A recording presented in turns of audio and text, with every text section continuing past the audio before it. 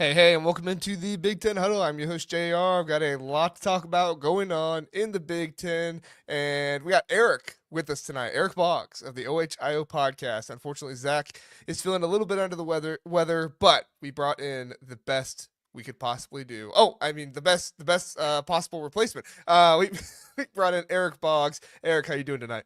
I am good, and I am also an ordained minister, so I have that going for me, like Zach Guggenheim. So I might have a little bit more hair, and I might not be as handsome, but I at least can cover that aspect of it.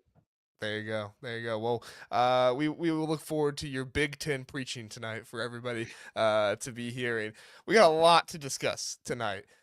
Eric, we have Michigan just hired a new offensive coordinator, Andy Kotelnicki, with some of the rumors that was going on between him and West Virginia. A lot of transfer portal stuff. I want to make sure we talk about Dylan Raiola and what's going on there, but just a ton of transfer portal stuff going on. And then, of course, we are going to grade each team's season here in 2024. Just the regular season. We're not going to think about postseason, all that stuff. We might get some stipulations like, oh, if they do this, if they win a bowl game, it can go up or something like that. But for the most part, we are just going to stick to the regular season and we're going to have fun with it. So let's look at the chat really fast, see who we got here, and then we'll get into it. John here with us, Big Ten Huddle in Michigan/Arkansas. Hashtag multitasking. Very good. Very good. I got Illinois, Wisconsin, and Michigan and Arkansas over here on my second screen. So if at any point I just let Eric talk, that's what I'm doing. I'm watching the two basketball games at the same time. We got Dave with us. Said I knew ESPN bias towards the SEC was bad. I didn't know it was this bad. Watching Nick Saban go from the greatest coach in the world to the biggest B. Yeah. I don't disagree with you, Dave. And that was exactly why. Like I had a bunch of people upset with me when I said I don't think Indiana makes it after they lost to Ohio State, and that was why, was because of the SEC bias. Thankfully, Ole Miss and Alabama lost for them, but I gotta be honest. I mean, Eric, you tell me, if Alabama and Ole Miss didn't lose, did you think Indiana was going to get in, or did you think SEC bias was going to take over like me and they were going to put one of those teams in instead? No, you're completely 100% right. There's no way. Yeah, No way. yeah. I mean, they did put SMU in instead, so maybe I would have been wrong. But Well, but that was kind of the justify. They had to keep SMU in because of the justification of keeping Penn State where they did. They're yeah, related. And so yeah. I people mean, who people who can't relate that can't see what's going on there. yeah. No, that's a really good point. They, for whatever reason, they just didn't move anybody after the championship games. I shouldn't say for whatever reason. I know why they did it. Like I said, I don't think they did a good job, but they were consistent. So That's right. they were consistent at the very least. And Ward Manuel got a extension out of it over at Michigan. So, and then Girth Brooks, he's here. Says Penn State needs to find or to hit the portal for a wide receiver. Yes, they do. Thankfully, Penn State will hold on to somebody that they want to hold on to. We'll talk about that here in just a second. But thank you for being here, everybody. I'm sure more people will roll in as we get talking. But Eric, let's just talk about somebody that I know is your favorite topic of discussion as we start off here. Michigan, they hire the North Carolina offensive coordinator, Chip Lindsey. Now, Chip Lindsey has been all around. He was the head coach at Troy. He was the offensive coordinator and the quarterbacks coach at UCF in 2022. He was at North Carolina the past 2 years, 2023 and 2024. Before that, he was kind of quarterback jobs. He's got to start in high school as an assistant coach and kind of worked his way up. So he's really been a man that has worked his way up. But I mean, Eric, maybe it's just the Buckeye in me talking, and people know I do my best to try and be as fair as possible.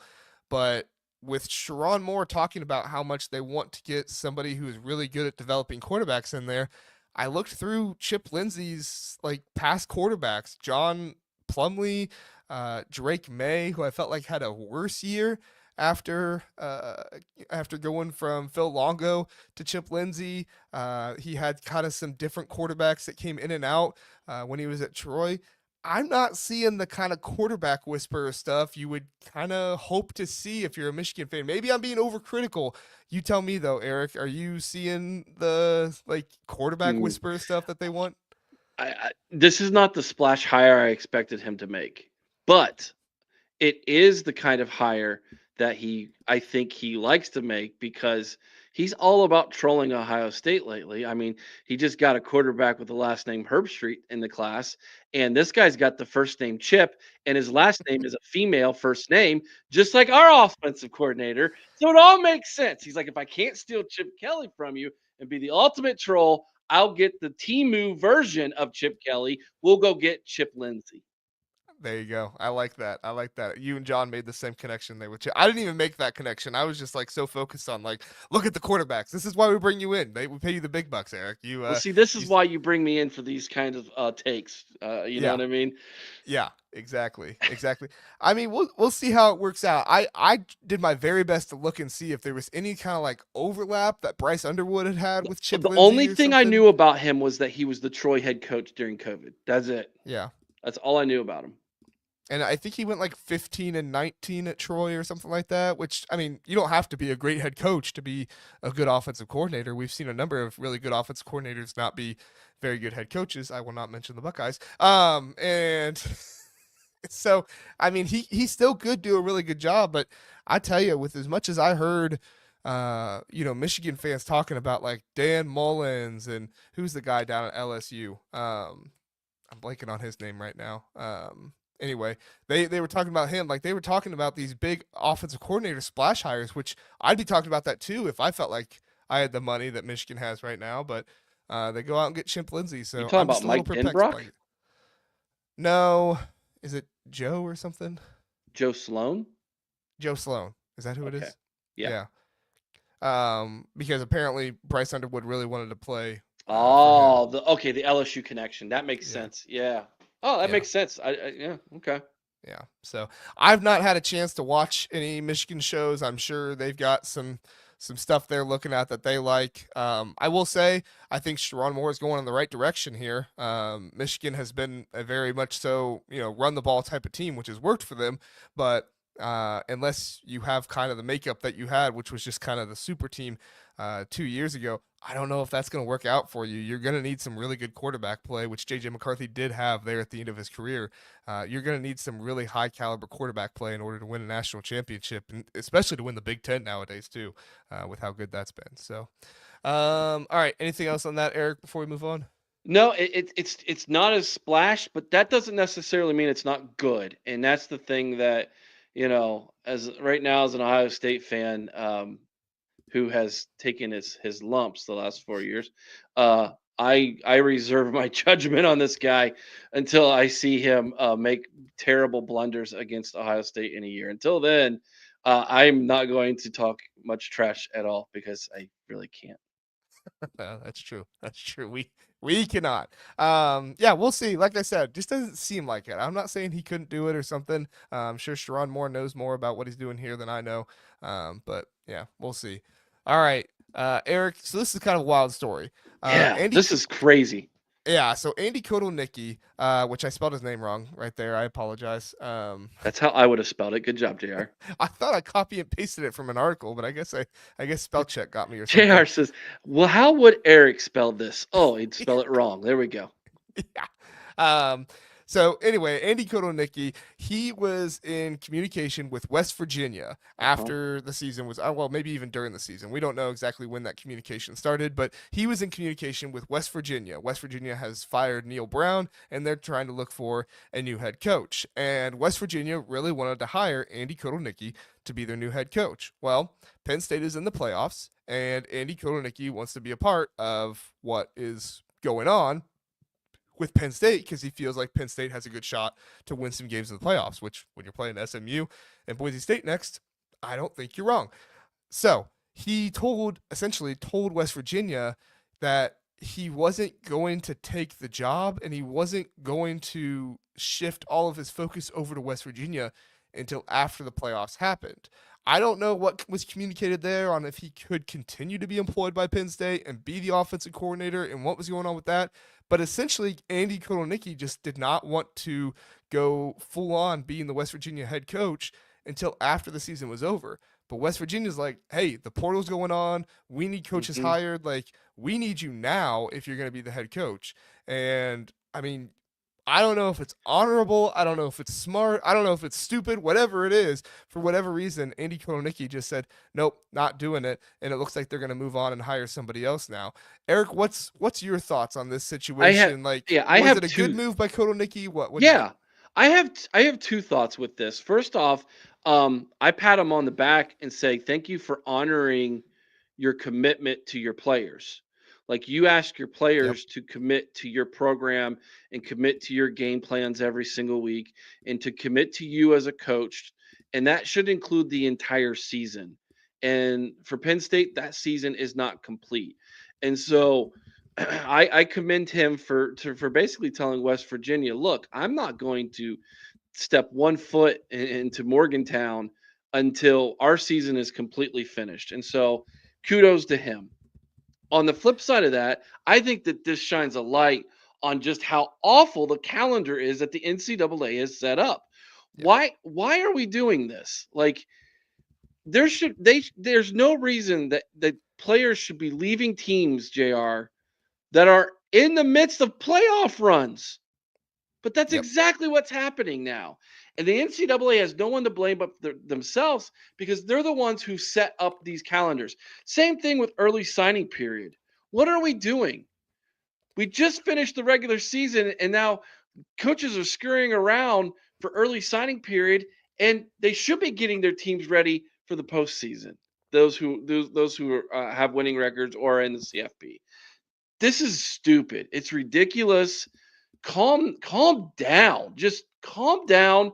Reset the calendar the way it should be that makes sense for everybody and understand that these things can all wait. You know what I mean? yeah. Or find an earlier signing period. Like there's been rumblings about a signing period in July, July, yeah.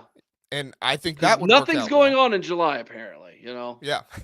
And I think that would work out well. And I know it would give coaches a bit more of a break in the summertime because then they have kids that sign and it's not like, oh, I gotta, text this kid a Bible verse every morning and, sing the fight song to him. Like I don't have to do all that stuff. I don't have to be the monkey jumping through the hoop. Do you think Andy Um Kotelnicki knows what the fight song is for West Virginia? Or do you think he just thinks it's Country Roads? no, he has no idea what the fight song is for West Virginia. I believe he's memorized the Penn State one by heart. He seems like that kind of guy. Yeah. But the West Virginia one, I bet he has no idea. Yeah, by the way, I like him a lot. I think he's a good up and coming coach, and Oh yeah. that would have been a great hire for West Virginia. To me, I almost felt like West Virginia should have just waited. Just wait, okay, Yeah, no problem, right? yeah, Like we understand. It's not like you're going to get worse, West Virginia. yeah. No, I agree. I What are they agree. worried about? Losing players to like Marshall? Like Phillips got an idea, Eric. Kotelnicki, which yes, I know I spelled the name wrong, to replace Ryan Day. You want to go from one offensive genius to another offensive genius, Eric? no. I like him, but I don't like him that much. Hey, listen, if you want it, Philip, I like the little troll job you did right there. I props to you. That's good. Um, if he's not from Ohio or a former Buckeye, it would not work right now because you're essentially going from Ryan Day to Ryan Day with a much harder spelling of a name, which for Ohio State fans like myself would be like that would take me at least a solid week to figure out how to spell his name correctly. I mean, look, JR is much smarter than me. And he struggled at it tonight too. So, but Yeah. no, that's not going to happen. The next coach better be a Buckeye. Andy Kotelnicki's from Minnesota. Yeah, see, that's not going to work. I mean, he's been rowing boats too much. Yeah, he played center. It's a little interesting. That guy I that do played like center. centers as head coaches. Those guys are tough. Yeah, They're good. They're smart dudes. they are smart. They are smart. Um, yeah, I spelled it real wrong. Oh You no, are I just missed the I. terrible. I You're just missed missing the the eye I. at the end. That's Yeah, all. I just missed the I. That's all. Brooks says with PSU keeping Coach K. There we go. See, I can do that. There you go. Yeah. Yeah, that's exactly what we needed there. Might change things if they retain some key positions and hit the portal. They might be elite. There are some rumblings, Eric, that Drew Slow Aller might come down. back. Might come back Slow next year. down. Listen, as long as Franklin's there, Penn State will never be elite. I'm sorry. I will say, I was telling the viewers he's gotten more aggressive lately. I just think he needs to refine the aggression a bit. I like the aggression of going for it with the punt in the Minnesota game, but I did not like the early going for two. I felt like he should have waited until that was at the very I end there against personally Oregon. really enjoyed the aggression of going at the fans and then ringing the victory bell Oh, after taking the L. That's the kind of aggression I really enjoyed. But no, James Franklin, like I listen, if I'm Girth Brooks right there, I'm thinking I want to keep Coach K as he called him yeah. because I don't know that Coach F is going to be is going to do it for you guys. I don't think So he'd like it if you called him Coach F, Eric. well, it's that's kind of what it's been. Dave says, "What's wrong with rowing the boats? PJ is doing good at Minnesota." I wasn't trying to say that he should go to Minnesota. Listen, Sorry, Dave, that's listen, not what I was trying to say. But listen. hey, PJ's got him bowling this year. You can row boats. You can wear loafers, but you cannot wear loafers and row boats at the same time. I that's where I draw the line, Dave. Oh, the loafers, the By the way, loafers. this Ski U pod, check it out if you haven't, Dave. That is my I think favorite Dave does Minnesota listen to the podcast. I love those Sky U guys. Pod. Yeah, yeah, Fantastic. they do a great job. They're occasionally in the chat from Twitter, but they're not here tonight. So maybe another night.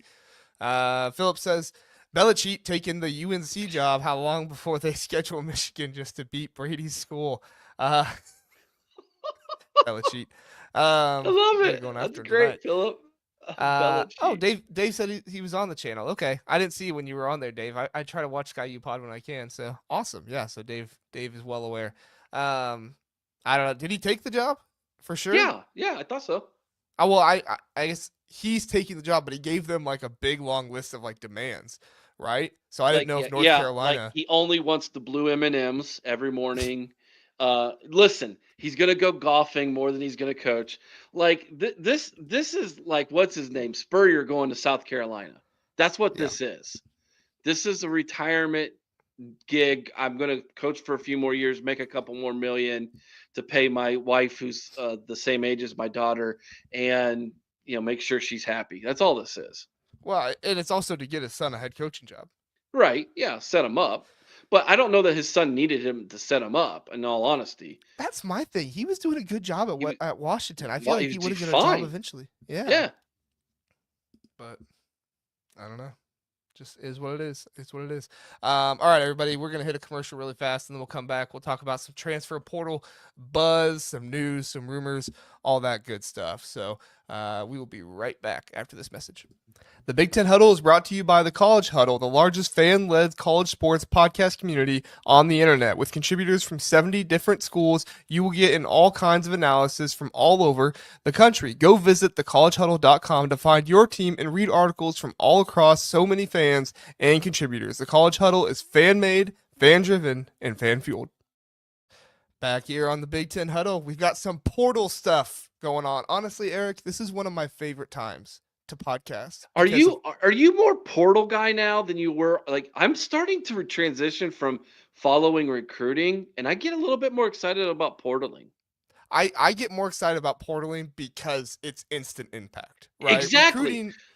Recruiting, you kind of like, okay, this guy's good, but he's Yeah. gonna take a couple years, and like Well, sometimes you're like, this guy's good, but he might transfer. Like, right, and that's my thing. It's like okay, so like you go back and you look at the class from 3 years ago, and it's like half of them are portaled, and you're like, why get excited about these kids? I don't know who's going to stick out and who's not. Where the portal guys are pretty instant, you're getting your money's worth pretty quick from those guys. I'm getting a little bit more excited about the portal. well, and especially with how aggressive certain teams are being, which I think Hmm. when it first started, like Ohio State, which is as an example, because we both followed them a lot then, like they didn't really go hard into the portal when it first happened. They got Trey Sermon, he was kind of the big one. Justin Fields was before the portal, right? He He got was like a, an exemption or he was a exemption. he was a transfer exemption. Yeah, Yes, hardship is what they would call that back then. right. Back in the day. Because the Now they fans just couldn't keep their mouth shut. yeah. We'll Oh, leave what it at was the that. guy we got from Rutgers? Didn't we get a lineman from Rutgers that was really good? He ended up getting drafted by the Lions. I What was think his you're name? right. I forget what his name is. Played guard. Yeah, he did play Shoot, guard. He was good. it's been so many years now.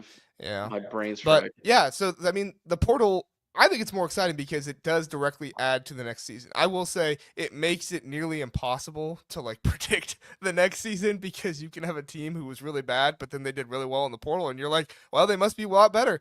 But they could also be really bad again because their coach isn't all that good.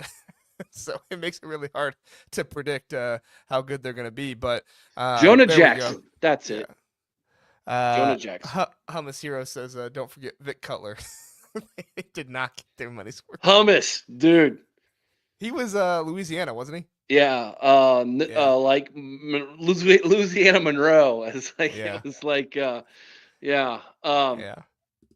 That's funny. yeah. They didn't get That's any funny. money. They didn't get that. Well, I don't know how much they paid in NIL to old Vic Cutler, but Yeah, and whatever it was too much. Uh, all right. So Eric, we got a lot of different let's portal do it. stories we could go at here. I Let's mean, do it. the former 5-star defensive lineman Keyshawn Silver, he's Yeah. visiting USC in Michigan. Michigan has 4 offensive linemen in the transfer portal. Just kind of a little interesting to see that happen. I don't know if it means anything, but I know some people are speculating it does. Dylan Raiola says he's all in after Chris Hummer was starting a whole bunch of rumors that was only coming Mm-hmm. from him. Like, you think of rumors, you think of On 3, but no, 24/7 has gotten fully into the rumor mill this year with the transfer portal, and then Purdue's losing guys who are more interested in Notre Dame than anywhere else. It seems. I mean, I got a lot of stuff on the list here. Where do you want to go first? Let's just go down the list the way you had it. Okay. That you sent it to me because that's All how right. in my Keyshawn head. Silver. Yeah. Yeah. So North Carolina guy hasn't really hasn't played up to his expectations as he was recruited. I think he was one of the biggest commitments Kentucky's ever gotten, Yep. and it just hasn't come to fruition. Um, if he ends up going to Michigan, and I can't believe I'm going to say this as an Ohio State fan, but since I'm on your channel and this is the Big Ten Huddle, I will do the right thing here. If he goes to Michigan, that is really smart because I think they develop defensive linemen about better than anybody else right now in college football. Yeah. I mean, especially if they can keep the same staff that was in there before, right? I mean, it was going Right? to be a big deal if Mason Graham and Kenneth Grant kind of fell off. Kenneth Grant wasn't as good at the beginning of the year, but I really felt like he got his conditioning under him toward the end of the year. And Rayshon Benny really started to come around. I was kind of thinking he wasn't quite as good at the beginning of the year, but then he came around and he looked much better at the end of the year as well. So when you look at it, I don't know if it's the same amount of development that they had before, but between the way Graham and Grant looked and Benny and how good of pass rushers TJ Guy and Josiah Stewart were, I'm with you, man. I mean, if I'm choosing between USC and Michigan, and there's a couple other schools that he's visiting too, but if I'm choosing between those two, there is no way I'm not going to Michigan. It just depends on what you want. If you want developed, you want the opportunity to go to the NFL, you're probably going to Ann Arbor. If you want to go out the West Coast and you want to look at pretty girls on the beach, you ain't gonna get that in Ann Arbor. Or if you want to get paid. You can decide which one I mean by that. Yeah, no, I know what you mean by that. All right, so the other one, sticking with Michigan, Michigan has 4 offensive linemen enter the transfer portal. Dominic Judice, who started at center for them for 5 games. Tristan Bounds only played 1 snap, so he's not like a major loss. Andrew Gentry, he started 2 games, I believe at right tackle, if I'm not mistaken. And then Raheem Anderson, who is a pretty highly rated guy in the portal, but he only played 4 snaps for Michigan. So what's your thoughts there, Eric? Do you think that treble in Michigan for the offensive No. line, or are you kind of like they're gonna spend? Do you want my tinfoil hat? Sure, let's do it. This is Sharon Moore telling they're not going to have a chance to play because he's taking NIL and he's going out and he knows 2 things. Offensive line play was not up to par with championship level this season. That's a true statement. No one's going to argue that. Number 2, Ohio State's going big in the portal for offensive linemen. He can improve a weakness on his team and hurt Ohio State at the exact same time, and they now have the NIL to do it. I think he told these guys, "You got no shot of playing." Yeah, that's what I think too. I think that I mean you're bringing in who Babaloa, and what's the other 5-star tackle? Did they get Haywood? I think they got Haywood, and he's coming in as well. Like, so you bring in these 5-star tackles, and you're seeing more and more freshmen come in and play all across college football now, not just in different positions like skill positions, but also on the offensive line. I mean, Jordan Seaton played for Colorado this year, and even though that was in the Big 12, that went pretty well for them, at least from what I saw. And yeah, they got the money for it. I mean, when you got Larry Ellison donating money to your collective, you definitely got the money for it. So, Eric, you there? Or you frozen? I'm here. Okay, you think you were frozen there for a It's second. it's just depressing. Okay, that makes sense. That makes sense. Um, Penn State guy wants to bring this up. He said Kevin Concepcion. I apologize. I'm probably saying that wrong. Is it Is an Concepcion? NC State portal wide receiver. Penn State is going after hard. Look, I think Andy Kotelnicki is seeing everything, and he's like, man, if we want this offense to be elite, we gotta bring in some wide receivers. And so for me, that was one of the biggest things with him sticking around. Not just what he can do with the offense, but I think he's probably an aggressive offensive coordinator that's going to James Franklin. He's like, look, if we want this offense to get better, we're gonna have to go spend some money on some wide receivers. And He there's a lot of knows good what wide a receivers in the portal. he knows what a good offense looks like with his time in Kansas, Yeah, and that yeah, ain't it right now in Happy Valley. yeah. I mean, I said it after the Penn State Ohio State game. I think Penn State could have beaten Ohio State if they had better wide receivers, but Hmm. they didn't. So we'll see what it looks like next year. All right, Dylan Raiola. This is the big one. So Dylan Mm, Raiola, I the know what's going on rumor, here. yeah, the rumor is that Chris Hummer started on. I think it was on the 24/7 board for Nebraska. Started a rumor saying that Miami was coming after Dylan Raiola hard, and maybe Auburn too. There was another school too, but they were coming after Dylan Raiola hard. And of course, Dylan Raiola transfers high schools, 3 or 4 times in his high school career. He decommits twice from different schools, eventually goes to Nebraska. And I mean, even Zack and I said it on this channel. We were like, look, listen, we don't think he's going to transfer, but you you can't rule it out with a guy Hmm. who transferred this many times out of high school and decommitted this many times in recruiting. Like, so we're not saying that it's definitely going to happen, but you can't rule it out. And it got so big that Dylan Raiola eventually came out and said he's all in and he's not Yeah, he's transferring. Do you all believe it? in. He's all in after the NIL check got bigger. Dude, listen. This is not Dylan Raiola. His dad played in the NFL, right? He's a smart businessman, okay? This is totally using and look at the names that were the two schools you just mentioned. Miami and Auburn, who are going hard in NIL right now after players, especially in recruiting, right? And this is the Raiola family going, Nebraska, you played our son first year. You want him to stay for his sophomore year? You're going to have to show him a little bit more love if you know what we mean. That's exactly what this is. And if you think this is going to be something that just happens to the big 5 stars who go to a school like Nebraska, think again. This is going to be happening everywhere. Jeremiah Smith at Ohio State, you best believe he's probably going to be getting more NIL next year, right? It's going to happen everywhere. Okay, this is not yet exactly money, money, money. This is not our dad's. You go to college, you get a scholarship, and you get a Letterman's jacket. Okay, this isn't Rudy here anymore, guys. This is big business now, man. That's Which, if all you this are a was. fan of the OHIO podcast, you know how much Eric and Chris enjoy the Ohio State versions of Rudy. Yes, right. Mike Wargo, baby. There you go. There you go. We'll leave that for you to go discover on the OHIO podcast if you want to discover that. David Greenshill's here. He says, "What's up, fellas? Thanks for being here, David. We appreciate you, man." All right, let's look at. I think you covered that well there, Eric. So Purdue players. All right, there's 2 big Purdue players that are in the portal right now: Dylan Thieneman and Max Clare. On3 has connected both of those guys to Notre Dame already. Now, it's not anything for sure, but they're kind of like, hey, be on the watch here for Notre Dame. They've possibly already been in contact with both of these guys, and they're both going to consider them at some point. I mean, Eric, we think Notre Dame's just looking across the state here and saying, yeah, sure, all those good players that were playing for Ryan Walters, he didn't know what to do with. Let's bring them on over here. Or do you think some other teams, Ohio State's going after Dylan Thieneman, Michigan's going after Dylan Thieneman as well? Do you think some other teams have a chance? What's your thoughts here? I do. I think which Dylan, I saw Dylan in the chat there. Thieneman, he's the third of the brothers to play at Purdue.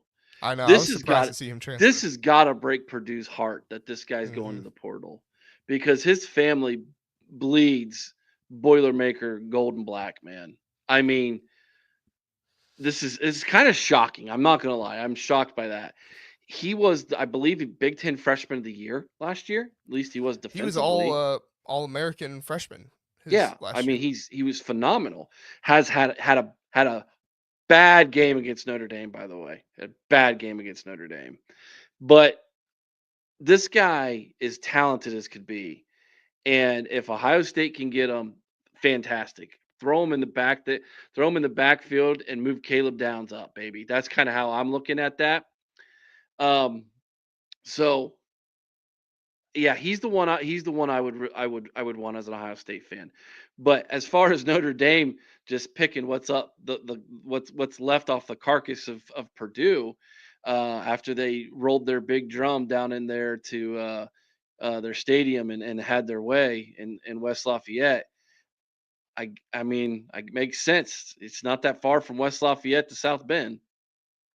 I have a theory Oh yeah, that what's that?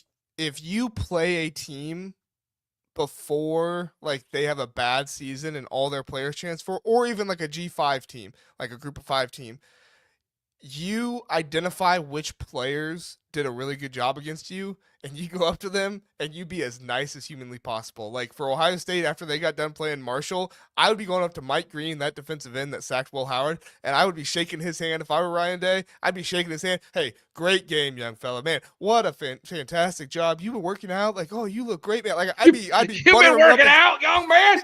I like hope I'd so. be buttering him up as much as possible because guess what?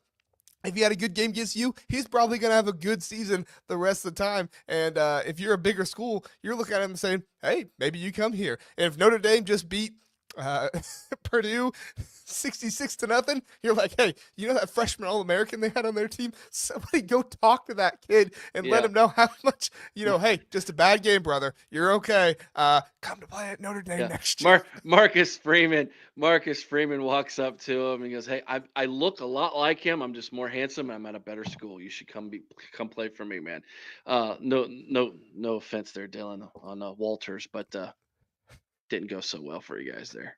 Yeah, I think they're glad he's gone. I like the new hire of Barry Odom. I don't know if he's going to be like a playoff coach for him or anything in the first few years like Signetti is, but 66-7. Sorry, Dylan. Uh, I don't know if he's going to get him to the playoffs anytime soon like Signetti did, but I think at the very least they won't go 1-11 with him. Listen, Ryan Walters had the best recruiting class that they've had, I think, ever in this past year. And now they're 105th. You know where that would rank in the MAC? Ooh, 10th out of 12th. That's a nice trivia Purdue's, question. listen, I said all year long Purdue would be a bottom 4 team in the MAC. That's how bad they were this season. They would be a bottom 4 team in the MAC. And based off their recruiting, looks like they're there. That Tuesday night action between Purdue and Kent State win, that'd have been a barn burner, huh? You're real spicy. Oh boy. All right. Let's not talk too much Purdue. We don't want to make Dylan leave. Yeah. You're gonna Dylan. get a message. Send me the link. Send me the link, brother. We are. Listen, I reserve Dylan for the off season when we need to do like a 3-hour episode. I reserve Dylan for that because he can get us there. All right. So we got 2 Ohio State things here. One of them is kind of about Ohio State. The other one is about Ohio State and some other teams. But Ohio State, Oregon, and Nebraska are all showing interest in the Nevada offensive tackle Isaiah World, who has started 30-plus games at Nevada at tackle. He projects to be a tackle wherever he goes. He has the size for it. I mean, this guy's going to be big wherever he goes. I mean, people thought you could get a tackle from Stanford or something like that. This guy's going to be really good wherever he goes. And there's a number of Big Ten teams, like I said, Ohio State, Oregon, Nebraska. There's a ton, almost the entire SEC is after this kid as well. So this is going to be a huge one. What do you think, Eric? This guy, after you sent me these, I went and did some digging on this guy, watched some film. The dude's Jimmy Simmons. Yeah. He even looks like him. Yep. I mean, it's literally plug and play Jimmy Simmons. So if Ohio State was like, man, we really wish Jimmy wouldn't have gone to the NFL, wish he would have came back after that injury. This is your Jimmy Simmons right here. You need to go get him. Yeah, no, for sure. I do think that he's going to make a lot of money. I mean, when you got Mm-hmm. Big Ten teams, Ohio State, Oregon, and Nebraska, I was surprised that Michigan wasn't going after him. Maybe they are. Maybe they just haven't reached out yet because they're reaching out to so many, so many different people. They're like, oh, hold on, we got to send this guy a text too. But I mean, he is going to be in high demand. I'll be surprised if an Ohio State team, or not Ohio State, a Big Ten team gets him though, because with how much the SEC is going after him, I feel like an SEC team is probably going to grab him, but maybe not. We'll see. He's a West Coast guy. San Diego is where he's from. Okay, Again, Jimmy Simmons Jr. here, man. I don't know. Maybe Jimmy's got an in with him. Maybe maybe, Ohio State says Jimmy, maybe. Did they go to the call up same high Jimmy school? Jr. here, buddy. They go to the same high school? No, No. Okay. just same town. San Did Diego's got more than Raicio? one high school there. Oh yeah, sure. Is Scum? You mean Michigan? Gonna hire Mullen. I have to say the real name on the show, David. Gonna hire Mullen as the offensive coordinator. I heard some rumors. No, it was first thing we covered here on the show. They are hiring. Here he is, Chip Lindsey. So it'll be Chip versus Chip. They're hiring Ohio State, Michigan. the Timu Chip Kelly named Chip Lindsey. Yeah, Who they got? yeah. That news came out about an hour ago, I believe. It kind of came out right before we came on the show. All right, couple more, Eric. Ohio State's quarterback enters the portal. Devin Brown. Yeah. Is this the start of a quarterback exodus coming from Ohio State? What? And is the rest of the nation going to benefit from it? Like so many people. I mean, we had people begging for Lincoln Keenholz to enter the portal last offseason. Yeah. What do you think? What constitutes exodus in your opinion? How many? I would say 2 or 3. Probably 3. Then no. If 2, yes. I don't think we're going to get the 3. So you think Brown and Keenholz? Yes. Okay. I do not think, and this is a little bit inside baseball for you guys, I don't think Aaron Nolan is going to go to the portal. Aaron Nolan's dad frequents our podcast all the time. He's there all the time, and he told us, he called into the show, told us, listen, guys, Air is trusting the process. He knows it's a process. He knows quarterback development. It takes time. He's, because he had a little bit of a rough start there at first. Don't worry about it. He's not going nowhere. There's rumors he was going to leave right there at Oh the yeah, there were beginning. tons of rumors that he was like down in Georgia and Yeah. he, wasn't He's with not the team anymore. I think he at least gives it the spring to see where he's at in this. Yeah. And look, he played better than Will Howard and Julian Sain in the spring game last year. He did. He was the looked best, he looked better than both of them. Now, that obviously we're not there for every practice, JR, and so we don't see every single rep, right? And maybe it's one of those things where the kid, when the lights are on, he just shines the brightest, But I think he's at least going to give it a spring and maybe another season to get on there, especially if he goes in there and let's say that it's a tight competition, because you know how Ryan Day likes to say, I don't know who's it going to be. And then all of a sudden, he's the backup for the first season. And if there's an injury, he gets in. You just don't know. Yeah. Troy thinks that Lincoln stays for another year. He might.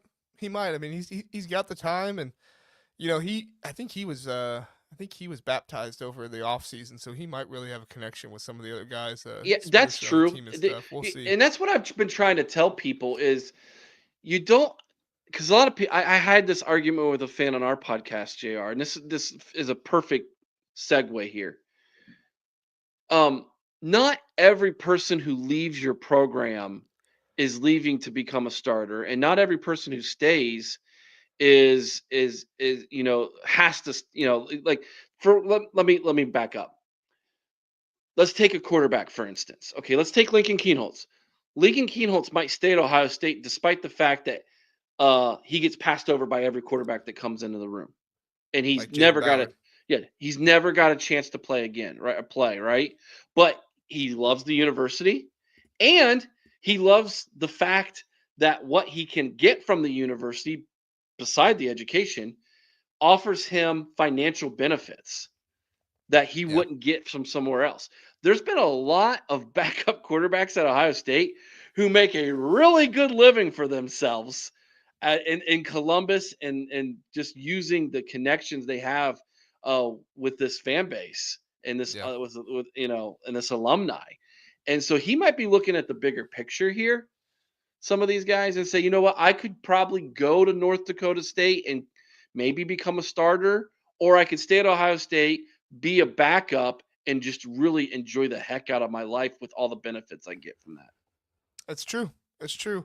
Um, I was wondering if Jaden Ballard was going to do that, but he's in the portal now. So, but yeah, you're exactly right. I mean, it's definitely one of those fan bases that if you're a Buckeye and you stay the whole way through, you're going to find yourself to be appreciated by the fans and all that. So, Troy says his reasoning is he was always going to be a developmental guy due to a small school he came from. He would benefit another year under the conditioning and practice at Ohio State, which is very true. He was a multi-sport guy, didn't really put all of his time into football, but he has the athleticism for it. He's Gatorade Player of the Year, North Dakota State, played 3 sports. He played football, basketball, and baseball. Was also the Mr. North Dakota, or whatever state it was, North or South Dakota, I can't remember which was.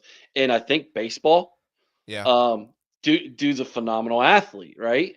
yep. So yeah, Troy's he's on that. He's on it right You're there. on it, Troy. You're on it. Appreciate you being here. All right, last thing. Skip over the Michigan State one. Not because we don't care about Michigan State, but there just wasn't a whole lot of meat on the bone for that one. Can I can I Bear. can I do can I say this about that real Oh, fast? go ahead. Sure. One Yeah, thing. I do think that, and we're going to get into the grades for Michigan State, and they're a little bit lower than what I anticipated them being, but do not do not sleep on Michigan State having a really big portal season. This guy knows what he's doing, and he's got connections on the West Coast, and he's got a good young football team to build around. And I saw a lot of people complaining about his recruiting class, only 15 3 stars, and, oh, this isn't good enough. We thought we were getting a better guy. The entire time I was thinking to myself, he's not getting 15 3 stars on purpose. Like, it seems like to me, Jonathan Smith, he's a good coach. He knows what he's doing. It He seems like knows to what me he's he's doing. thinking, I'm going to go out to the portal and get a number of guys and try to do something next year. Look, look. When you played as many freshmen and sophomores as he did this year, the next freshman class that's coming in is all backups. Yep. Like, these aren't Just going to filling be. holes next year He's now. just filling holes, and he's going to go portaling. He's going to build around this young team. They're going to be pretty good next year. Yeah, no, I agree. Last thing, Eric. USC defensive lineman Bear Alexander looks like he's interested in Oregon, Penn State, a number of other schools. SMU was another one that he mentioned by name. We don't really talk too much about them since they're in the ACC. But what's your thoughts here? I mean, do you think Bear Alexander can go somewhere and contribute? I mean, he Can I might. ask you this question about him? He had really good stats 2 years ago. What Yeah. happened this So if I remember correctly, I looked into it quite a bit. D'Anton Lynn really wanted to rotate the defensive line a lot more, and try to get the guys to be fresher. And Bear Alexander didn't like that as much, and because I don't know why, but he wasn't actually starting there for USC. Some other guys had kind of jumped him, but he was still playing a lot of snaps. So that was kind of the thought year? process was like, you know, maybe he's upset that he's not starting, but he's So still he playing a wasn't. good amount of So he snaps. really So wasn't going hard then. yeah, that's kind of what it seems like to me. Maybe he felt Yeah, like I'm getting paid all this money. I don't need to go as hard. I'm a mm, starter and stuff like that. But you bring in that's a not a new good coach like sign for D'Anton him. Lynn, like he's not going to fall for that. Yeah, that's not a good sign for him then. Yeah. I wasn't sure if it was an injury or something because there was a serious drop off in statistics from last year to this year. Yeah. Um, I, I typically when I see that, I think they'll probably stay west. And if Oregon offers him and he thinks he's got a chance to do something at Oregon with what the momentum they've got and the program that Dan Lanning's building, if I'm him, I'd probably go to Eugene if Hmm. depending on what his motivation is. I mean, Oregon's going to cut checks. I mean, that's Nike money's real. Yeah, no, it for sure is. For sure is. All right, everybody. We're gonna hit a commercial really fast, and then we'll come back and we will give our grades for every Big Ten team in the 2024 regular season. Just regular season. We won't get into well, we might talk about postseason and what they can do to improve their grade, but we'll just grade the regular season. We'll be right back. Home Field is your go-to destination for premium collegiate apparel with a passion for comfort and a flair for vintage design.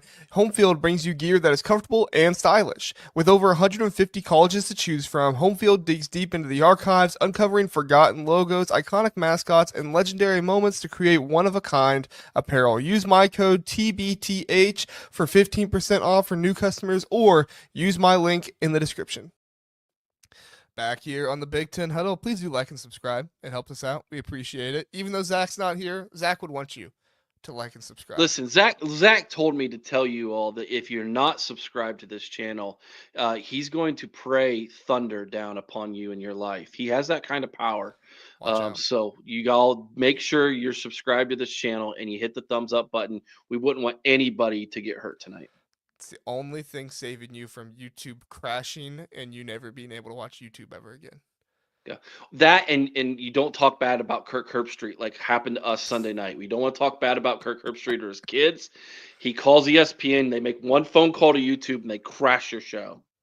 Wait, did your show get in trouble on Sunday night for talking No, about Herbstreit? we froze. Remember, Oh, Chris and that's I right. both Okay, froze. that's right. We started talking about Herbie. Next thing you know, we're That's right. I was there. I was like, I thought the show went fine, but okay. All right, Eric. Let's grade some teams. let's do this. I can't wait for this. So let's kind of bounce around a little bit. Okay. We'll save Ohio State. I'm sure we'll have a good rousing discussion on that. I think one of the most difficult teams for me to grade, and I really want to get your opinion on them, is Iowa. Iowa this season. They came in with a lot of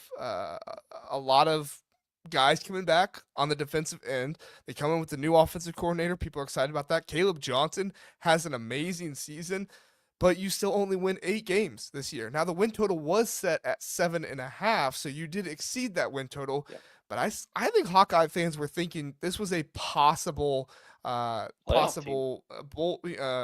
team, right? Mm-hmm. But you drop those 2 games to UCLA and Michigan State, you're not making it. You lose to Ohio State and Iowa State, maybe, right? I mean, there's a chance there. But you drop those 2 games to Michigan State and UCLA, where the defense was not nearly as good as it has been.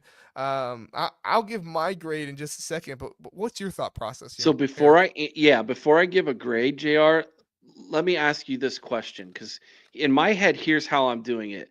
If I think a team should be here and they're maybe here or here, that's going to affect my grading, not necessarily where they ended up. So for instance, let's take Ohio State for instance. I'm probably going to grade them harder than I'm going to grade, let's say Purdue, right? Okay. So just taking that into account. Purdue fans will Outs- not like my grade, by the way, for Purdue. outside of outside of the team up north that resides in Ann Arbor, I dislike Iowa the most next on this in the Big Ten. It's for personal reasons. Yeah. When my ex-wife divorced me, she remarried and moved her kids to Iowa, and so I hate Iowa. I hate the rolling hills. I hate their corn. I hate Iowa City. I hate their colors. I hate everything about Iowa. So it's personal for me. Okay. Nothing against Kirk Ferentz. Well, he's as old as dirt. Okay. Okay. And he held that fan base hostage, by the way. And so all of those who want to erect a statue for this guy, why? Yeah. Why? I went with C+ for Iowa. Okay. All right. You were a little harder on him. That's to be expected, though, because I Yeah. don't like him. I ended up giving them a B, and I really thought about a B minus. But they did get over their win total, so I'm like, can I really give them like something close to a C when Dave's a Minnesota fan, so I love this guy. I can't stand Iowa. I really. By the way, Nebraska and Iowa, it's a great rivalry. I don't know why. Like it doesn't go back that far, but they got the dumbest rivalry trophy next to Illinois and Ohio State, right? That thing, they should call that rivalry the Children of the Corn, and it should be a freaking bloody sickle that they play for. I think it's phenomenal. They should do that. There you go. So I'm going to give Iowa a B because they did get over their win total. I felt like Caleb Johnson had a phenomenal year. I think that gives you hope for the offense in the future. But I still, I don't know, like 8 wins just still didn't seem like enough for me to go any higher than that. So I feel like I was being gracious toward him by giving him a B. But now that I'm thinking about it, maybe I should have done a B minus. So Yeah, you let's go with a change your grade. B minus, because C plus makes sense. All right, fine. B minus. I gotta write down your grade so I can make a B graphic. plus. Yeah, it's a great Graphic out of idea. And this. then I could steal it and put it on my Facebook page. Yeah, I don't post on Facebook, so there you go. What'd you say? C plus. I did. Okay. All right. Let's go. You kind of like this team. Let's get you in a better mood. Rutgers. I do like this team. Disappointed though. Listen, I thought the way Indiana played this year is how I thought Rutgers was going to be. Like I thought Rutgers was going to sneak into the playoffs, but they had that bad stretch this season. What they end up with 7 wins? Rutgers, yeah, 7 wins. I thought they could sneak in with 10. They lost a couple that you kind of scratch your head a little bit and be like, they shouldn't have really lost that game. And it kind of started off bad when they lost their starting linebacker at the beginning of the season. It was really, really good. Muhammad, was that his Torrey. name? Yeah. Yeah, Muhammad Torrey. Yeah, and love the running back. I think Shiano's doing a great job there in New Jersey. He's the perfect coach for them. But because they didn't achieve what I was hoping them to achieve, but they're still 7-5, which, if I'm not mistaken, that's the most regular season wins they've had in a while. Weren't they 6-6 last year? They were 6-6 last year. Yeah. Well, they were 7-6 because they won the bowl game. But right, yeah, but they were 6-6 in the regular season. So I feel like this is the most they've had since before Ash. Yeah, let me look it up here. If I go to the history of it all, this is great podcasting, by the way. It is. So while you're looking that up, I'm going to give them a B, because I do think that this is the best season they've had in quite a while. But at the same time, I think it should have been better. So I'm going to give them a B. The last time they had more than 7 wins, they actually had 8 wins a few times, and 9 wins a couple of times in the Big East. But they had under 8 Shiano. Wins. Yeah, by Shiano. They had 8 wins the year after Shiano left. Kyle Flood had 8 wins, but he didn't do. What was that? 2014. Okay, 10 years. Oh no, that was 3 years after Shiano left. I apologize. Yeah, because that's right. They were in the American with Kyle Flood for a year, and then they went to the Big Ten. Wait a minute. They were in the American? I don't remember that. Yeah, 2013. They were in the American for 1 year. You better win that many games in the American, Rutgers. Come on now. No. They won 8 games in the Big Ten. The year before, they were in the American, and they were 6-7. They won 8 games in the Big Ten the first year they were in the Big Ten? Very first year in the Big Ten, they won 8 games. Wow, I have completely wiped that out of my memory. Including the bowl. So that was gone from my memory. Yeah, the Quicken Lanes Bowl. So but yeah, they have not won 7 games since then. That was their last time. So 10 years ago. I'll go B. Last time they won 7. So all right. So for me, for Rutgers, I was a little gracious toward him because I remember thinking in the middle of the season, we had Larry from Night Watch on here, and we were kind of asking him questions like, why do you think this is going on? Like, what do the fans think? I mean, he was saying that, like, at one point, the fans wanted Shiano fired, which I was like, Larry, I'm not trying to be mean, but, like, that's crazy talk. Like, Shiano's the best coach in my mind that Rutgers has ever had. Not just right now, but, like, his years he had before when he was in the Big East. And so, for me, like, I didn't understand it at all. And I told him, I was like, I think it's just injuries, man. Like, I think once they start getting some of these guys back, they're going to be much better. And they did. They beat, did they beat Illinois? I think no, Minnesota beat Illinois. But they gave Illinois a really good game. They almost beat Illinois. And they won a number of games there at the end of the season. So Look, I'm with you. Like, I feel like 7 yeah, should have been more, but they still got over the win total. They yeah. had a good recruiting class this year, 30th in the nation. Like, if you can get Rutgers in the top 30 in recruiting classes, that's really impressive to me. And I feel like overall the vibes are kind of up for Rutgers Hmm. right now. I don't think it'll be so easy to get to 7 wins again because of the schedule. So that is kind of where I ding them a little bit. But I'm actually going to give them a B plus. Okay. Yeah, we're right there with each other. By the way, where Shiano is at right now is he needs to build more depth. That's where they're at, and Yeah. that's really where they got hurt. In all Yeah. honesty, they had more depth. That win total might be closer to eight, I agree. I 8 or agree. 9. What'd you say yours was again? I went with B. B. Okay. All right. So I had one with B. You went with B plus. All right. What team you want to talk about next? I picked the last two. Okay, let's go with Maryland. Let's just stay Maryland. out the East Coast. Okay. You want to go first? You want me to go Yeah, first? F. Okay. D plus. I Ah, can't. They terrible. I preached for years that this was Talia Tagovailoa. That was why they were successful. They had some decent wide receivers, and Talia was a really good quarterback, and they didn't appreciate him. And boy, this year showed exactly that. Bad team. F. yeah. I went with D plus because they did have a pretty good recruiting class. Their recruiting class was 28th in the nation, so I feel like I do need to give them a little Are bit we? of Are credit we for. put? I didn't know we are putting recruiting into this. Oh, well, Involved in this. I was. You didn't have to, Okay. but yeah. I mean, even If D we're plus seems a little if we're doing generous. recruiting, if we're doing recruiting with it, F. Okay. All right. Glad we're staying consistent. All right. Let's go with really easy here. Oregon. Hot take: crab cakes are terrible. Okay. Oregon. Really easy one here. A plus. Me too. Uh, that that team right now is yeah. Welcome to the Big Ten, Oregon. Congratulations. Yeah, they got the number Dan 4. Lanning's the best coach in the Big Ten, hands down. Yeah, they got the number 4 recruiting class in the nation. They finished the season with 12, 13 wins, whatever you want to call it. They beat their rival this year.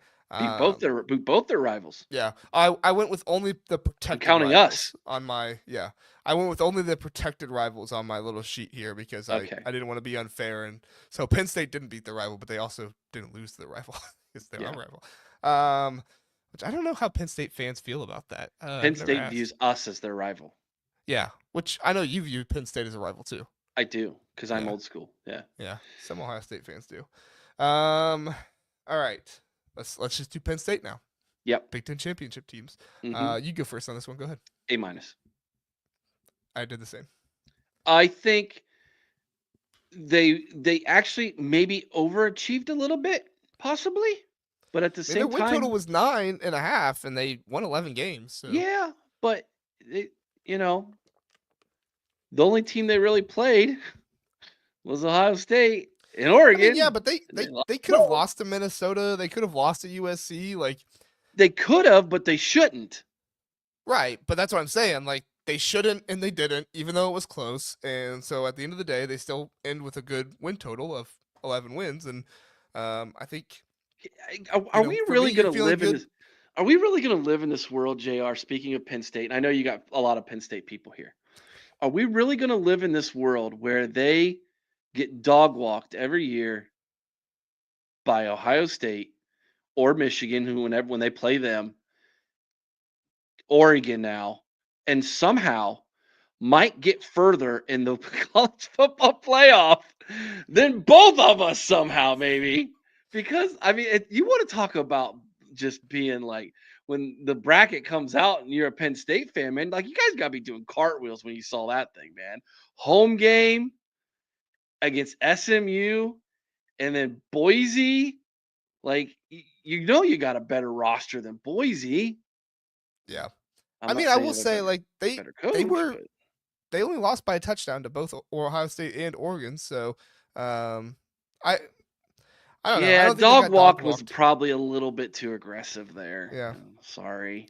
but I see what you're saying. Like they lost to both those teams again, and I think if any Penn State fan told you like oh we don't care we're in the playoffs, I think they'd be fibbing a little bit. And listen, Um, I know what you're all gonna say. Yeah, but you guys lost to them this year too for the first straight. I know. yeah, I get it. I just wait for the understand. Ohio State grades. Oh, trust me. Yeah. Yeah, just wait. But yeah, I think A minus. I think A minus is good. Um, yeah. Uh, Choctaw, Montana. Choctaw, Montana. I believe Yeah, good to that's see you, A man. minus PSU. Thank you. Yeah. Yeah. If you guys want to put your grades for the teams in the chat too, let us know, and I'll bring them up and see what you guys say. Sorry, I always forget to say that kind of stuff. All right, let's go USC. This was hard for me. I think they It wasn't for underachieved. me. I gave them a D. Okay, you actually went lower than me. I've been lower than you. I went C minus. Okay. I kind of expected USC to have some difficulties this season. I knew that the travel was not something they were used to. Um, I predicted as the season would progress, they would get worse, and they actually got worse much quicker than I thought they would. Um, I don't know. I still think that there's a chance that Lincoln Riley ends up in Chicago, Maybe. and which might not be a bad thing for them at this point. Yeah, I went with C minus. Yeah. I went with D because like you okay, you beat UCLA. Like congratulations. Not really much of an accomplishment. You you lost your quarterback when because your head coach wanted to make things look like oh it's somebody else's fault by benching Miller Moss. I mean, would Miller Moss still have transferred at the end of the year? I don't know, but I never thought Miller Moss was the biggest issue. Like I felt No, like he wasn't. you could And have taught him a little bit dude, better certain areas, but let's yeah, go back to the beginning of the season. They beat LSU, and Miller Moss played out of his mind that yeah, game at the beginning of the season. Like they yeah. started off hot and just Yeah. No, I agree. And then for me, like I also, I mean, I took different stuff into account that I didn't tell you about, but I took into account how like how arrogant Lincoln Riley was at Big Ten media days. Like the dude was talking about like, oh yeah, blue blood, we're coming for the Big Ten and all this stuff, and then you go 6-6 overall. Like, what's that? They lost to Notre Dame, so what's that conference record? Like, I don't even know. 4-5 in the conference. I mean, yeah, yeah, like it just not not good, good. not Not good. good. Actually, no, they won their other one, so they were 3-6 in the conference. So yeah, I mean, the way I look at it, like you went to this Mm, conference hoping and no, wishing. they were 4-5. Oh, that's right, because Notre Dame was in our conference Yeah, game. they Yeah, were 4-5. sorry. But yeah, I just like for me, 6-6, 4-5 in the Big Ten is the big one though. You regressed from last year with a worse record. I know you had a better schedule this year, but still, after all that stuff they were talking, yeah, for me, yeah, can't do that. Let's go. Let's do Ohio State. Let's get it over with. Incomplete. Okay, so you're gonna give them an I. Yep. I Ryan Day remember when I did. got the I in school. Ryan Day did not turn his homework in. Um, um, this is why I I say incomplete. Okay, okay, good. if you're gonna say I'm basic, if I'm the teacher, I'm handing the assignment back to Ohio State and saying, do it again in the college football playoff and let's see what you get. Does that make sense? Yeah, And if you say if Ryan Day lays a complete egg in the college football playoff, then I am going to say your grade for the regular season was C. yeah. Um, I feel like I Dead am like middle. I feel like I have been the most negative Ohio State fan lately because ever since the playoffs got announced, I feel like there are a lot of Ohio State fans that are just really, really up on the program and gonna win and all this stuff. I mean, but you heard me and Corey talking about it. Like you asked what our percentage chance was. I said 10% of winning the whole thing, and Corey said like 1%. Um, so if I have to give a grade for the regular season, now I think Ryan Day can save this if they advance far in the playoffs. I'm not even saying he has to win the national championship, but if they win 2 games in the playoffs, I would feel much better about it. But Well, if like you're going to do that, you might as well win 3 and go to the championship game. Come on. you should, but I'm just saying, like for me, that's what makes it better. And yeah, Shellcracker Lover says 10-2. See, yeah, I tell you, like, Guys, but I'm hold gonna on. be worse. I'm gonna be No. worse. I'm gonna say D plus. D plus. Oh, okay. Now, Yeah. now check this out, though, guys. Listen, you you you don't get to tell your fan base that it's natty or bust. And we all came back as players to Yep. beat that team up north, win the Big Ten, and go to a national championship game. And you don't get to feed the fan base what Ryan Day has fed us to get us all buy in to then go 10-2 like that. And it's not just that they went 10-2, it's how they went 10-2. The first loss was forgivable. I actually predicted they would go to Eugene and lose at the Yeah. beginning of the season. But to lose 4 times in a row and how you did that in your home stadium, the way you did it, it's unacceptable. It's Yeah. absolutely unacceptable when you are the ones to try to tell us as fans that we should put these high expectations on the program because you yourself have put them there. So Yeah. that's I how mean, you get that grade. to me, there was just so much stuff in the offseason, and maybe I have a microscope on Ohio State and not anybody else, and so maybe I'm grading them more harshly because of that. I probably am. But to me, you had all the stuff about the $20 million roster. Everybody's coming back, and we're gonna defeat Michigan, and we're coming for to natty or bust. Well, guess what? Your biggest game of the year against the number one team in the nation, you don't win in Ryan Day fashion at the end of the game, where it doesn't seem like really anything has changed. The defense looks better after that, so give him credit there. But then Ryan Day put himself above the team by trying to look tough against Michigan. And it's like, dude, that's 4 times in a row. Are you ever? This is the worst Michigan team that Ryan Day has ever seen as the head coach at Ohio And State. it will be the worst one he ever sees if he Right. gets another chance. Exactly. Promise And you. and this was the best team. I guess you could argue 2019, but this was hyped up as the best team that Ryan Day has ever had. And he couldn't beat Michigan with the best team he's ever had, and Michigan having their worst team, first year head coach too, the worst team that they've had in his career. Like, I know I'm grading tough on him, but like I said, if he doesn't do something in the playoffs, it's just, for me, it's complete failure of a season. And I know Mhm. that sounds incredibly entitled, and like spoiled, because it's like, oh, you went 10-2, but like, honestly, if this was another year, like if this was 2021, I'd be like, okay, 10-2. I'm not really happy about it, but I'm okay with it. Like, I can see the improvement and stuff. But no, This is it's like been it's been 4 years now. this is like Like, going. Yeah, someone says, "Hey, you need to watch me dunk this basketball. Like it's gonna be great." This kid talks himself up about how awesome of a dunker he is, and then you go down to the gym to watch him dunk, and he can't even touch the rim. That's what this feels like right now to me. That's why I'm such a hard grader on Ryan Day and the Ohio State right now. yeah, and like I'm hurt, man. I'm hurt. I agree with Chalktown here. Like, if they had just beaten the team up north, Yep. Michigan, I'd probably be around A minus. Right now, I'd probably give them an A. But you lose that game, you lose the go into the Big Ten championship. Like, this has been 4 years now where Ryan Day has not accomplished a single goal that Ohio State sets every single year. He has one more chance to achieve one goal, which is win the national championship. But I just don't have confidence that he can do it. So yeah, that's where I'm at. If I'm spoiled, I'm spoiled. It is what it is. All right, Eric, let's grade Michigan since we were just talking about him.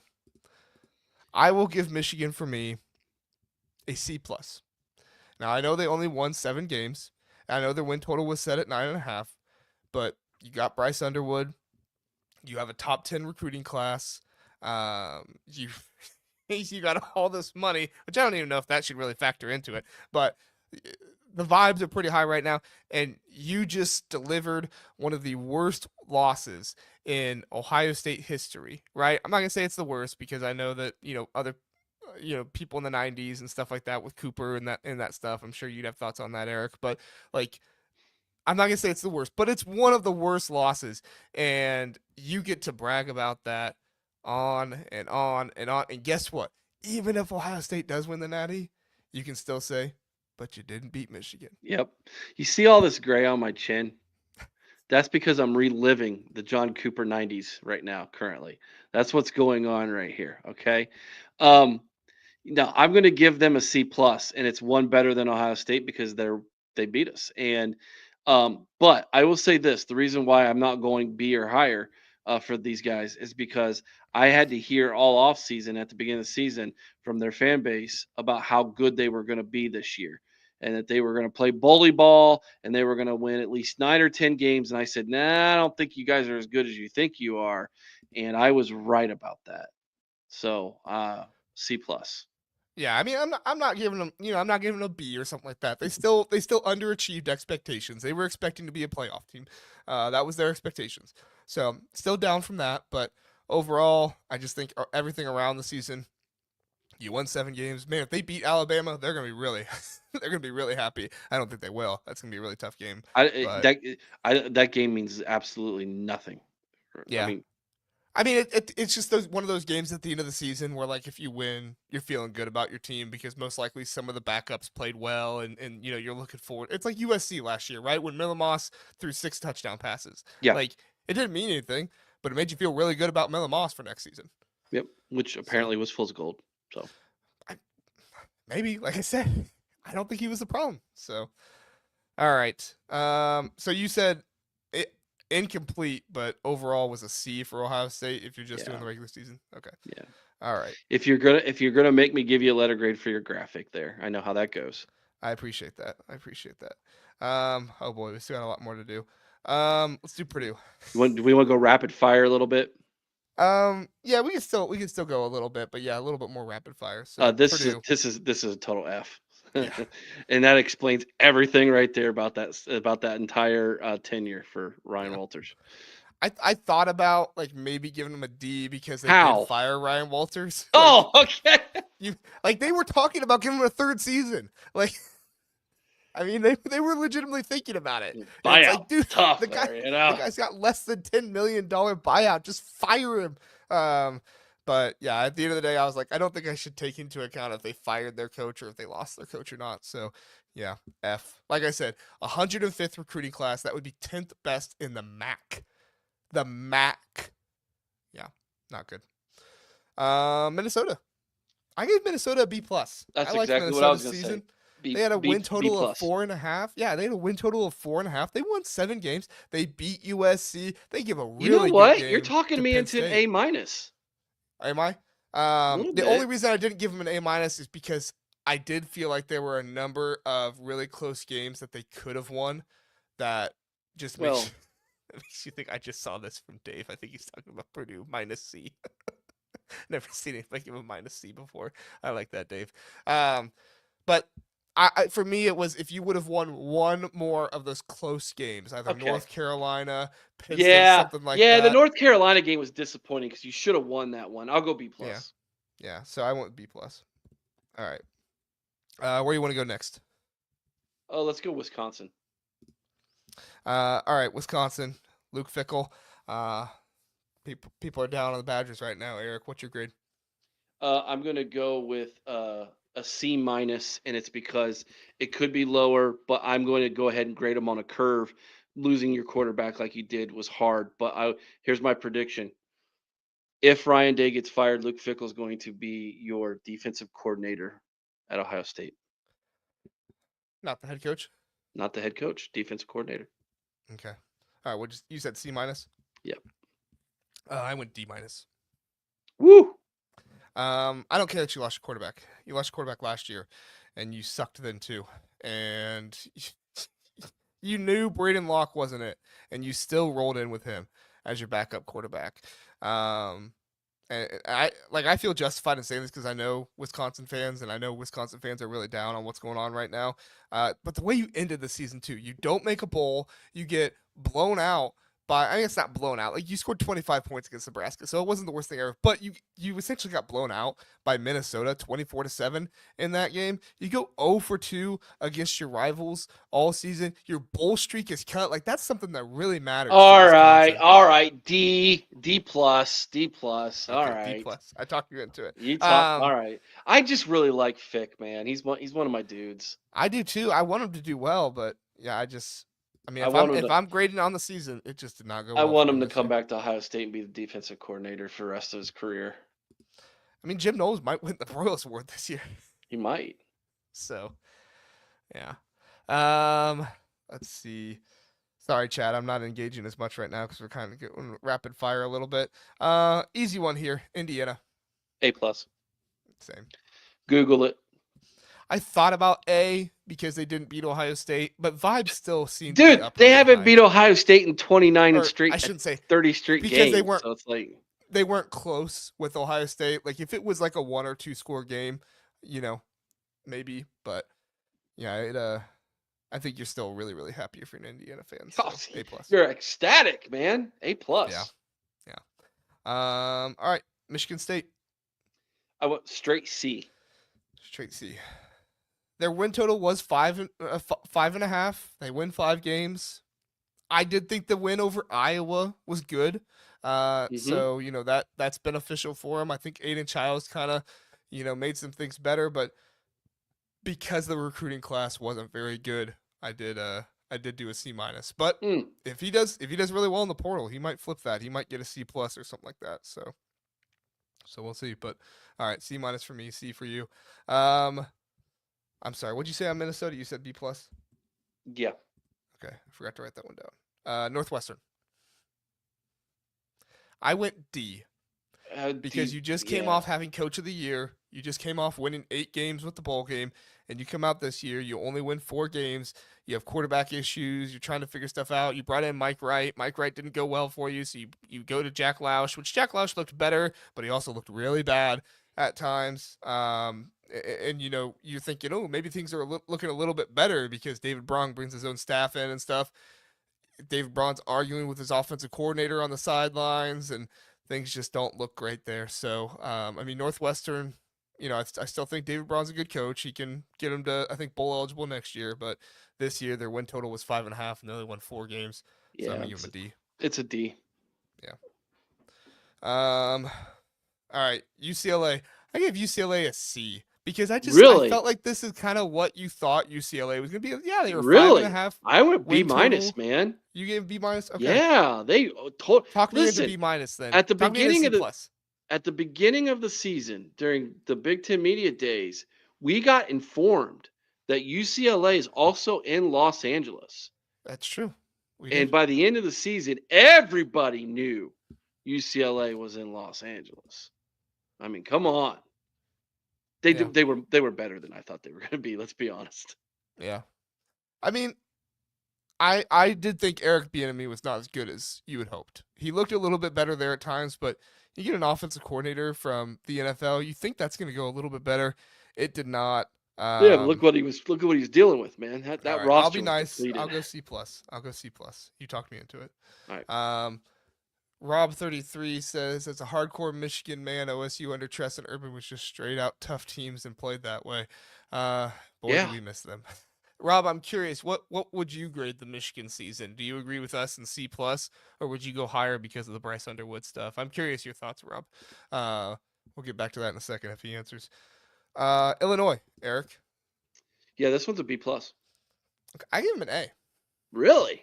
I did. Their win total to enter the season was 5.5. They win 9 games. They win both of their rivalry games. Their recruiting class wasn't great, 43rd. But, I've talked to a number of Illinois fans, and I think they're really, really happy with 9 wins this season. Man, if they had just beaten Minnesota, they'd have been talked about for the playoffs. I don't think they would have passed the South Carolina, Ole Miss, Alabama group there, but they would have been up there. They would have been above some Big 12 teams and got some more recognition. So, you're talking about one more win, and you're possibly being discussed for the playoffs at Illinois. Okay, A-, fine, JR. Yeah. Okay. A-. All right. I didn't mean to talk you into it, but I'll do it. Brett Bielema did about burn down his coach's office by trying to make a frozen pizza in his office. So, yeah, can't go higher than A-. That's true. Rob says B, D if they didn't beat Ohio State. That makes sense. I love how Ohio State and Michigan fans grade their team so hard based on one game. So amazing. I went down to a D because they lost. So yeah, and he's like, I get it. He's like, B, we won that game. man, if Ohio State was in that situation and they were almost 6-6 and they defeated Natty or best Michigan Oh, team, I'd we would be I probably celebrating should the have made same mine way higher they than are, C man. plus. I It's a guess. listen. I say it on my show all the time. The reason why we hate each other, but we need each other.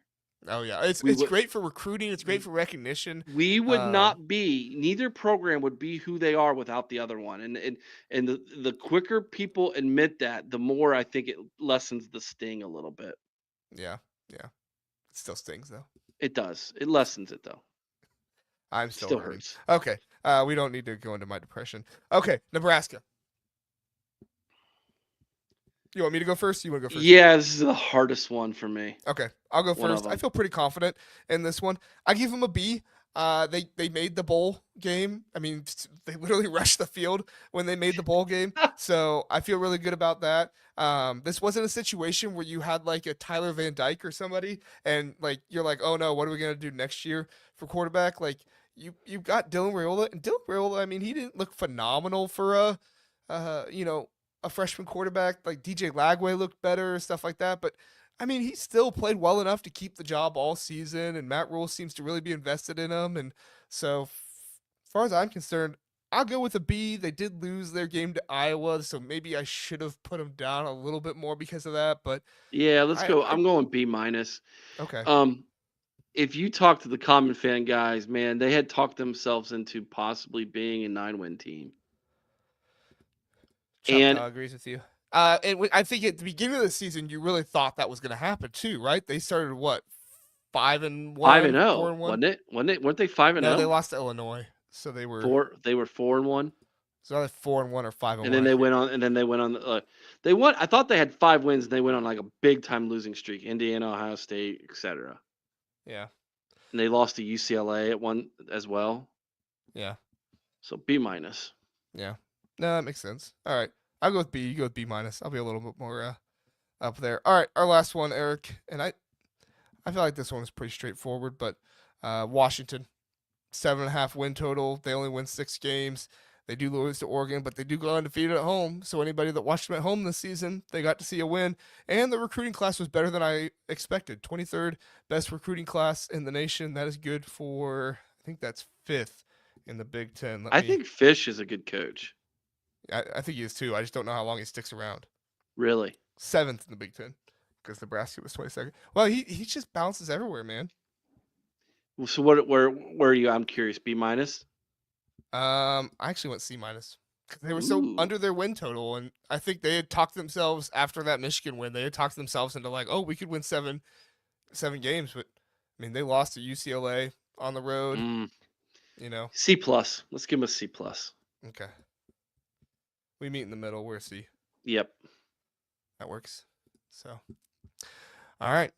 I think that makes sense. I don't see a bunch more. I'm People going just through kind of my talking head, to each making other in the sure we chat. got everybody in my head. On my list here, we got everybody. So Okay. yeah, we're good.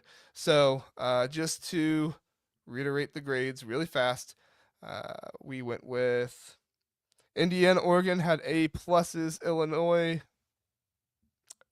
and Penn State had A minus and A, or Penn State was both A minus and A minus, and then Rutgers, Minnesota, Nebraska. Oh, Rutgers and Minnesota were both B pluses. Nebraska got a B from me, a B minus from you. UCLA got a C plus and a B minus from you. And then everybody else was pretty much in the C's or lowers. Oh, Iowa. Iowa got a B minus from me. You were a little tougher on them It because of your was. hatred. Hmm. You gave him a C plus. Which is So justified. Chat shared with me that I'm justified in that hate. yes, I agree. So Who was your most disappointing team outside of Ohio State and Michigan this year? you gotta read my fickle comment. I'm sorry, I didn't Yes, see your fickle yes. comment. Put up Dave's fickle comment. There it is. Fickle is the favorite tiger. He's whining like Ryan Day. He's perfect for Ohio State. Beautiful. I've not heard him whine as much at Bring him Wisconsin, but I'm back, not baby. denying. So I'm not denying that he is. interesting thing about Fickle and I. Okay, so I'm cousins with Ryan Miller. Ryan Miller started the Second Seven organization with Vrabel Fickle. Okay, both Yep. those guys. So I know him. I know him. Okay, A lot of good work. Yeah. and he's him and his family are just a great family, dude. And Yeah. Fickle's tough. Did you realize Fickle has the all-time winning percentage in Ohio high school wrestling. He I did never not know lost that. a he never lost a wrestling match his entire high school Wow. career. He was the greatest. He was the greatest high school wrestler in the state of Ohio. That Yeah, makes me think who's the worst coach at wrestling in the Big Ten? We the know Luke Fickle worst would win. coach. Yeah, who's the worst wrestling in the Big Ten? Because like There's we don't not have every any like Big Ten school super. has a wrestling program, so I'm No, going I'm through. saying who like which coach? Like if they put all the Oh, head coaches in the Big Ten what? together in a tournament, like, and Oh it was my like a gosh, loser we have to do bracket. this show. This is a phenomenal show. We need Yeah, to make a bracket and everything. Okay, I think fix the Barry number Odom one. would be. I think Barry Odom would be last, just because he's older, but he might be tough. I don't know. Jonathan Smith seems kind of wimpy. I feel like Signetti would be outside smoking a cigarette right before his match. He pinned every opponent in the tournament. Doug says that is amazing. He was a stud. That is Um, amazing. who, Yeah, who we'll have would to be? do that episode on the OHIO podcast. I mean, Greg Schiano would murder somebody. I just know Yeah, that. well, Shiano and Day would actually be a great match. They almost went to blows one Day time. would get destroyed. You think? Oh yeah, Day But would by be like, Shiano? I'm tough, and then Schiano would just You're rip him just apart. so down on him right now, I am. though. I Like, am. I'm sorry. If there's Ohio State fans in the chat, they're probably listen, mad at me. I've made listen. a few Ohio State fans mad with how down I am. Well, you and Chris both. You listen. I'm not as bad as Chris. Day Do would not put me start in the Chris category. Coach Day would start a circle prayer with everybody. All right, before it's all over, everybody would be praying, and we'd have revival. It'd be great. So I mean, it just depends on what you want, man. Um, That's true. I would like to see. I would like to see. Um, I would like to see PJ Fleck wrestle. That would be He would be entertaining. a feisty one. Yeah, like he'd Yeah. be better, I think, than people think. Oh yeah. Yeah. But then you got someone, like, you think about some of the bigger guys we have. We would have some super heavyweights in this conference. Brett Bielema. He's Brett up there. Bielema, what's his Who else name we got? over in Maryland? Oh, Mike Loxley. Oh, Brett Bielema Loxley. would kill Mike Loxley's Loxley. been on the Ozempic tour lately, though. That's So I true. mean, Him he and might be Day like a both. light heavyweight now. Yeah, him and Day both went Ozempic in the offseason. Good for them. Um, I don't know if he actually did or not. I just heard some people say that, and I thought it I'm was just funny. saying it, man. Um, It makes sense to me. Matt Rule. Would he be a good wrestler? I think he would. Yeah, I don't maybe. think so. Franklin would probably break it like that. Would not end well. Or not Franklin. Franklin's kind of feisty, Kirk though. I Ferentz. feel like he Kirk could be Ferentz. I okay. mean, Kirk Ferentz. Oh yeah. Like that would not end well for him. That's just an age thing, though. It is, but let's be cognizant of that. Like you have to Yeah. take that into account if we're really going to do this. I would say if I'm not taking age into account, I think my two worst that I would want to see the match between is probably Jonathan Smith and Lincoln Riley. Ooh. And they're in the same weight class. So. Yeah. This is really good. John says Dan Laney would put someone in a chokehold. Look, Dan Laney would have foam coming out of his mouth. Yes, he would. Now, could we include coordinators into this? If we wanted to, sure, yeah. I mean, that would really. What coordinators are you thinking of? Because the defensive coordinator from Oregon, I think, would absolutely kill somebody. That guy is a beast. He'd bite somebody's ear off. Honestly, the best he part would about this Tyson that comment, thing. I could see it happening. That's hilarious. And if we're just going to do position coaches, then Coach Locke, the running backs coach at Ohio State, kills everyone. Oh yeah, he destroys everybody. I would like to see that wrestling match, Dan Laney and Luke Fickle. Oh, Fick would kill him. I think he would, but I think Dan Laney Fick is a real wrestler. Like I know, but I'm just saying. I think Dan Laney has the crazy psychoness to him that like he would just do something insane and he would stay alive in it. We should ask the chat who they think would win. Well, I can't do that right now because we're about to end the episode. So, hey, that's true. Troy says Laurinaitis, son of the wrestling great. Now, if we're going WWE wrestling, then yeah, Laurinaitis has got to. Was it his dad or his uncle? I thought it was his dad. His dad was Animal from the Road Warriors. I don't know why I thought it was his uncle. Who's his uncle? Is his uncle somebody? Well, I don't know if he probably called Hawk, who was his dad's partner, probably called him his uncle because they were tag team partners. But yeah. Legion of Doom, Road Warriors, depending on which. Yeah, I just Were showed you a all big of you my WWE wrestling fan nerd. I growing was a up? huge WWF That wrestling fan. fits It was you. it That was fits you. WWF when I was a kid. Okay. Listen, I have achieved my goal in life, and I look just like King Kong Bundy now. So, other than the fact I have hair, so yeah, I grew up wanting to look like a professional wrestler, and here I am. Oh my, we've gone completely off the rails. We've gone completely off the rails, but I love it. We'll have to get Zach's take on this when he comes back. We'll see who Zach thinks is Oh, he'll the love it. best wrestler in the Big Ten. So, all right, Eric, thanks so much for being here. Tell people where they can find the OHIO podcast and where they can get the wrestling talk with the Big Ten Well, you're not coaches going to get usually. wrestling talk unless you get it from Chris. Chris will talk Although, about it. He would talk yeah, about it a Chris lot. loves wrestling. He does. No, you can find us on YouTube at the Ohio Podcast. If you want to listen to the podcast, just look up the OHIO Podcast wherever you want. And yeah, go to our website sometime. Check out our website, theohiopodcast.com. We have articles there, links to all of our social media accounts, as well as our YouTube channel. And we do daily stuff, man. This was Good. actually my third podcast today. Wow, you're putting in the Yeah. work, Yeah. and it went half of 3 hours. We always try to go an hour, but it never works.